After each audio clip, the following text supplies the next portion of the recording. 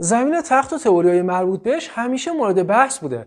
اینم یکی از شاخه‌هاشه. تو این ویدیو دیوار یخی قطب جنوب رو نشون میده، ولی بیشتر شبیه سریال گیم اف ترونز و دور زمین رو احاطه کرده. پشتش هم هیولاها زندگی میکنن، یعنی همون سرزمین‌های افسانه‌ای که تو فیلم‌ها و سریال‌ها وجود دارن. فکر میکنم قصد این ویدیو اینه که بگه پشت دیوارهای قطب جنوب سرزمین‌های دیگه‌ای وجود دارن که دولت‌ها نمیخوان ما متوجهشون بشیم. واسه همین اجازه رفتن به اونجا رو نداریم. اول اینکه من تو چند تا ویدیو دلایل مختلفی آوردم که چرا زمین گرده.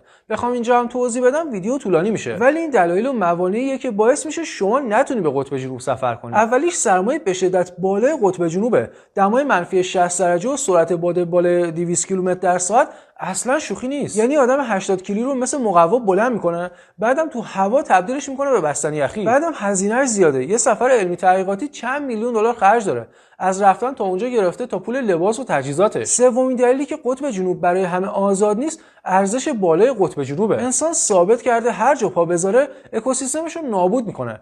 قطب جنوب هم یکی از مهمترین مکان‌ها برای ثبات اکوسیستم جهانیه. یعنی اگه اونجا رو خراب کنیم دیگه زمین کارش تمومه.